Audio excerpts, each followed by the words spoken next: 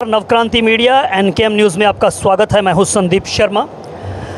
हरियाणा के चुनाव नतीजे आज आ चुके हैं और जो एग्ज़िट पोल थे वो तमाम गलत साबित हुए हैं और इसको लेकर दिल्ली की जो सियासत है अब उस पर इसका क्या असर होता है और दिल्ली भारतीय जनता पार्टी के नेता हरियाणा के अंदर जो बीजेपी ने हैट्रिक लगाई है उसको लेकर अब कितने यहाँ पर उसका क्या उनके कॉन्फिडेंस के ऊपर उनके आत्मविश्वास पर क्या इसका असर है, बातचीत करने के लिए हमारे साथ जयप्रकाश जेपी भाई हैं, उत्तरी दिल्ली नगर निगम के पूर्व महापौर। उन्हीं से बात करते हैं। जेपी भाई, बहुत बहुत शुभकामनाएं।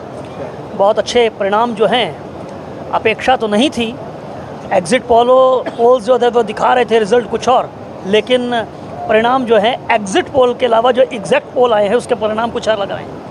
देखिए, हमारी पार्टी 12 महीने काम करती है, हम ज़मीन पर काम करते हैं और हमारी पार्टी का सौभाग्य है कि विश्व का जो सबसे बड़ा नेता है वो हमारी पार्टी का नेतृत्व कर रहे हैं, देश के माननीय प्रधानमंत्री मोदी जी।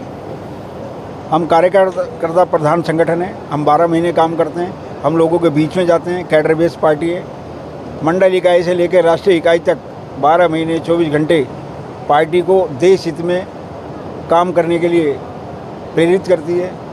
तो जब ऐसी राष्ट्रवादी पार्टी के हम कार्यकर्ता है तो जीत तो मिलेगी मिलेगी। जेपी भाई, 24/7 12 महीने काम करने वाले लोग हैं, जाहिर है, लेकिन ये काम जब दिल्ली पर बात आती है तो दिल्ली में लोकसभा के चुनाव के परिणाम बेशक जो है वो भारतीय जनता पार्टी के पक्ष में आते हैं। हैट्रिक लगाती है भारतीय जनता पार्टी 7 सीटों पर, लेकिन जब दिल्ली विधानसभा के चुनाव आते हैं परिणाम बिल्कुल एकदम टाएँ फिस हो जाते हैं। वजह देखिए, दिल्ली में अभी लोकसभा के चुनाव में दिल्ली की जो 2 पार्टियां हैं जो कहीं मिल जाती हैं कहीं लड़ जाती हैं, उनका यही नहीं पता। पंजाब में वो आपस में लड़ते हैं, दिल्ली में आकर दोस्त बन जाते हैं, फिर हरियाणा में फिर लड़ते हैं, फिर कहते हैं कि फिर साथ लड़ेंगे।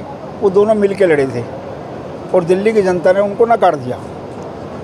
दिल्ली की जनता को पता लग गया कि हरियाणा का बेटा नहीं है, ना ये दिल्ली का बेटा है, क्योंकि हरियाणा में तो कहा जाता है दूध दही का खाना, हमारा देश हरियाणा। तो उन्होंने कहा ये शराब माफिया कहाँ से आ गया हमारा बेटा बन करके, तो हरियाणा ने उनको नकार दिया। आज पूरी दिल्ली को पता लग गया है कि पीने के लिए पानी चाहिए था, सड़कें चाहिए थी, पोल्यूशन फ्री दिल्ली चाहिए थी, यमुना साफ चाहिए थी, स्कूल चाहिए थे, कमरे बनवा दिए। अब दिल्ली की जनता ये काट के हांडी को चढ़ने नहीं देगी और शराब माफियाओं को दिल्ली से भी बाहर करेगी, दिल्ली से बाहर करेगी। आज के इस परिणाम, आज के इस नतीजों से भारतीय जनता पार्टी का जो संगठन है वो दिल्ली प्रदेश का, वो कितना उत्साहित नज़र आ रहा है, कितना आत्मविश्वास, कितना बूस्ट हुए है आपका कॉन्फिडेंस जो है, जोश कितना हाई हुआ है आपका? देखो, जब भी पार्टी पूरे देश में कहीं जीतती है तो पूरे देश के कार्यकर्ताओं को जोश बढ़ता है, उनके अंदर उत्साह आता है और कॉन्फिडेंस बढ़ता है। लेकिन सभी राज्यों की चुनौतियाँ अलग होती हैं। दिल्ली में जो चुनौतियाँ हैं उन चुनौतियों से हम लड़ रहे हैं।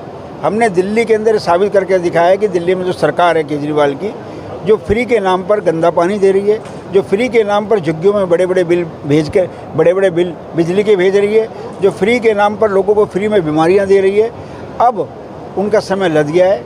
अगर दिल्ली को बचाना है, दिल्ली को अच्छी दिल्ली बनानी है, दिल्ली को विकसित भारत के अंदर विकसित दिल्ली बनानी है, तो देश के माननीय प्रधानमंत्री मोदी जी के साथ चल करके दिल्ली को भी डबल इंजन की सरकार देनी होगी। दिल्ली का बनवास खत्म होगा, आपको लगता है 2 महीने बाद 3 महीने बाद फरवरी के अंदर चुनाव है, आपको लगता है कि भारतीय जनता पार्टी का 25 सालों का ये बनवास ख़त्म होगा, भारतीय जनता पार्टी दिल्ली की सत्ता पर आएगी? 100% आएगी, क्योंकि दिल्ली की जनता ने, जिन्होंने कहा था ना गाड़ी लेंगे ना बंगला लेंगे, उन्होंने शीश महल बनवा लिया। वैगनार से वो बड़ी वाली कई करोड़ की गाड़ी में आ गए, सिक्योरिटी के नाम पर 100 सुरक्षाकर्मी उनके साथ घूम रहे हैं। अभी शीश महल छोड़ा तो एक हाथ से चाबी ली, दूसरे हाथ से चाबी दी, तो वो झूठ के सौदा करें, वो झूठ के बाजी करें, उनको दिल्ली की जनता ने पहचान लिया है। तो दिल्ली के मुख्यमंत्री ने जो कैमरे के सामने जो चाबी दी उसको कैसे आप देख रहे हैं, क्या आप कहना चाहते हैं? देखिए, जैसा देश वैसा भेष, अली बाबा और 40 चोर, तो जैसी उनकी रंगत है वैसी सब है उनके। एक मुख्यमंत्री गए हैं, दूसरे मुख्यमंत्री उनसे बढ़ कर के झूठ बोलते हैं। पहली बार देखा दिल्ली की जो मुख्यमंत्री है, जब दिल्ली को पानी पिलाने के लिए नहीं था तो खुद ही सत्याग्रह पे बैठ गई, अपनी पार्टी अपनी सरकार के खिलाफ ही बैठ गई।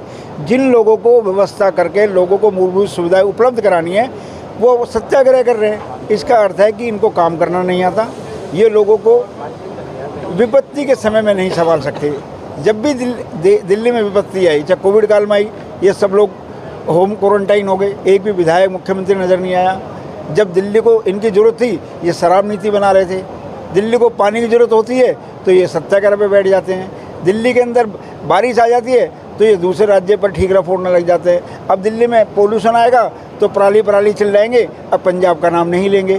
तो ऐसे लोगों को दिल्ली की जनता पहचान चुकी है। अब मुझे लगता है कि अब इनका समय आ गया जाने का, और भारतीय जनता पार्टी इनको ठीक जगह पहुँचा के आएगी। चलिए, इनके जाने का समय आ गया है और भारतीय जनता पार्टी के आने का समय आ गया है।